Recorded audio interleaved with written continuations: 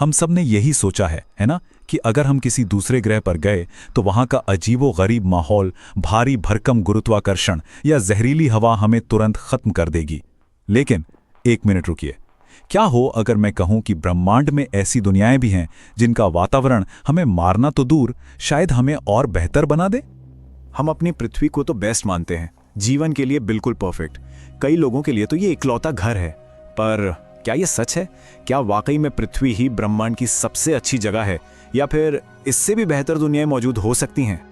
देखिए, साइंटिस्ट्स का यही मानना है कि हाँ, ऐसे ग्रह हो सकते हैं जहां का माहौल इतना अच्छा हो कि वहां रहना पृथ्वी से भी ज्यादा आसान लगे। और कुछ वैज्ञानिक तो यहां तक कहते हैं कि ये वो दुनियाएं हैं, कोट, जहां आपको महसूस हो सकता है कि आपके पास सुपर पावर्स हैं। चलिए इसी आइडिया को थोड़ा और खोदते हैं। अब तक हम क्या कर रहे थे? हम ऐसे ग्रहों को ढूंढ रहे थे जो पृथ्वी की कार्बन कॉपी हो, अर्थ 2.0, है ना?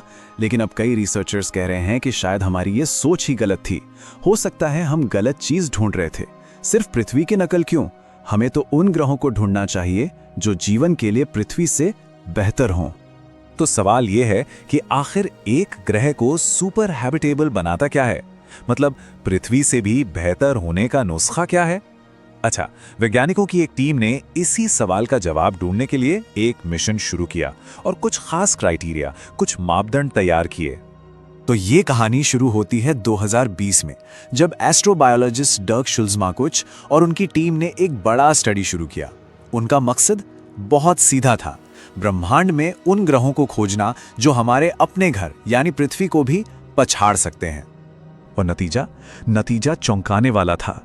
उन्हें एक या दो नहीं, बल्कि पूरे 24 ऐसे संभावित सुपर हैबिटेबल ग्रह मिले। सोचिए, ये वो दुनियाएं हैं जहां जिंदगी पनपने के चांस पृथ्वी से भी ज्यादा हो सकते हैं। तो उन्होंने ये 24 ग्रह ढूंढे कैसे? उनकी टीम ने एक ब्लूप्रिंट बनाया, 4 खास बातों की एक चेकलिस्ट। किसी भी ग्रह को सुपर हैबिटेबल कहलाने के लिए इन चारों खानों में टिक लगना जरूरी था। तो आखिर क्या है ये सीक्रेट रेसिपी? आइए देखते हैं। सबसे पहली और जरूरी चीज है सही तारा। देखिए, हम हमेशा अपने सूरज जैसे पीले बौने तारों को ढूंढते हैं जो करीब 10 अरब साल जीते हैं। लेकिन मजेदार बात यह है कि जो नारंगी बौने तारे होते हैं वो शायद बेहतर हैं। हाँ, वो थोड़े ठंडे होते हैं, लेकिन उनकी उम्र 20 से 50 अरब साल तक होती है। मतलब जीवन को पनपने और विकसित होने के लिए डबल या ट्रिपल टाइम। दूसरी चीज है साइज और मास, यानी आकार और द्रव्यमान। रिसर्चर्स के हिसाब से जो ग्रह पृथ्वी से करीब 1.5 गुना ज्यादा भारी हो वो बेस्ट है। क्यों? क्योंकि ज्यादा मास का मतलब है ज्यादा ग्रेविटी, और ज्यादा ग्रेविटी एक मोटे स्टेबल वायुमंडल को पकड़ कर रख सकती है। और तो और उसका गर्म अंदरूनी हिस्सा एक मजबूत मैग्नेटिक फील्ड को लंबे समय तक चालू रखेगा। ये एक तरह की सुरक्षा कवच है जो खतरनाक सोलर रेडिएशन से जिंदगी को बचाता है। और तीसरा पॉइंट है टेम्परेचर। आइडियल दुनिया कैसी होगी? थोड़ी गर्म और थोड़ी नम। साइंटिस्ट्स का मानना है कि जो ग्रह पृथ्वी से औसतन 5 डिग्री सेल्सियस ज्यादा गर्म हो, वहां बायोडाइवर्सिटी यानी तरह तरह के जीव जंतुओं की भरमार हो सकती है, बिल्कुल वैसे ही जैसे हमारी पृथ्वी के ट्रॉपिकल जंगलों में होता है। ठीक है, तो ये तो हो गई थ्योरी। अब इन मापदंडों के आधार पर वैज्ञानिकों को असल में मिला क्या? चलिए अब तक खोजे गए कुछ सबसे जबरदस्त कैंडिडेट्स की एक छोटी सी सैर करते हैं। तो उन 24 उम्मीदवारों की लिस्ट में एक नाम सबसे ऊपर चमक रहा है, KOI 5715.01। वैज्ञानिकों को लगता है कि ये ग्रह जिंदगी के पनपने के लिए एक, कह सकते हैं, परफेक्ट जगह हो सकती है। जरा इसके आंकड़े देखिए। KOI 571501 का मास पृथ्वी से 7 गुना और साइज 8 गुना ज्यादा है। इसका सीधा मतलब है कि वहां रहने के लिए बहुत ज्यादा जमीन है, और इसके भारी भरकम मास की वजह से इसका वायुमंडल भी चट्टान की तरह स्थिर है। ऊपर से ये अपने तारे से बिल्कुल सही दूरी पर है, तो अंदाजा है कि यहाँ पानी, बहुत सारा पानी हो सकता है। हमारी लिस्ट में अगला नाम तो और भी ज्यादा दिलचस्प है।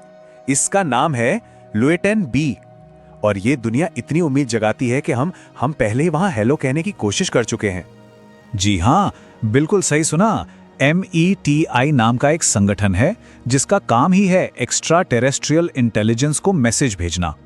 उन्होंने 2017 और 2018 में इस ग्रह की तरफ 2 मैसेज भेजे। एक में संगीत था और दूसरे में एक साइंटिफिक ट्यूटोरियल कि हम ब्रह्मांड में कहाँ हैं। कौन जाने, अगर वहां कोई सुन रहा हो तो शायद एक दिन जवाब भी आए। अभी तक तो हम हजारों लाइट ईयर्स दूर की बातें कर रहे थे, लेकिन क्या हो अगर एक सुपर हैबिटेबल कैंडिडेट हमारी उम्मीद से कहीं ज्यादा पास हो, इतना पास कि वो हमारे अपने सोलर सिस्टम में ही मौजूद हो। सुनने में थोड़ा अजीब लगता है ना? पर सवाल तो यही है, क्या हमारे अपने सोलर सिस्टम में कोई सुपर हैबिटेबल दुनिया छिपी हो सकती है?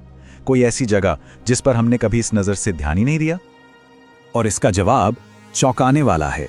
हाँ, हो सकता है। मिलिए कैलिस्टो से। ये बृहस्पति यानी जुपिटर का दूसरा सबसे बड़ा चांद है। दशकों तक हम इसे बस एक बेजान ठंडा चट्टानी गोला मानते थे, लेकिन फिर 1990s में सब कुछ बदल गया। हमें पता चला कि कैलिस्टो की बर्फीली सतह के नीचे एक बहुत बड़ा नमकीन समंदर छिपा है। एस्ट्रोनॉमर्स को तो इसके ऊपर एक पतला सा वायुमंडल भी मिला है, और अंदाजा ये है कि इंसान शायद वहां सांस भी ले पाए। ये सब तो बहुत अच्छा है, लेकिन एक बहुत बड़ी प्रॉब्लम है जुपिटर से आने वाला जानलेवा रेडिएशन। तो इन सारी खोजों का मतलब क्या है? देखिए, ये सिर्फ नए नए ग्रहों की लिस्ट बनाने के बारे में नहीं है। ये खोज हमें अपने वजूद के बारे में और इस विशाल ब्रह्मांड में हमारी जगह के बारे में एक नया नजरिया देती है। ये हमें रुककर ये सोचने पर मजबूर करती है कि क्या हम वाकई ब्रह्मांड की सबसे अच्छी जगह पर रहते हैं, या कहीं और हमसे भी बेहतर दुनियाएं जिंदगी का इंतजार कर रही हैं। ये खोज सिर्फ ग्रहों की नहीं है, ये हमारी अपनी सोच के दायरे को बड़ा करने की है। और ये हमें एक आखिरी और बहुत ही रोमांचक सवाल पर लाकर छोड़ देता है। सोचिए, अगर हम किसी तरह कैलिस्टो को जुपिटर के उस खतरनाक रेडिएशन से बचाने का तरीका निकाल लें, तो क्या वो मंगल के बाद इंसानों की अगली बड़ी कॉलोनी बन सकती है? वहां पानी है, वायुमंडल की संभावना है और ग्रेविटी भी कम है। भविष्य में क्या होगा, ये तो वक्त ही बताएगा।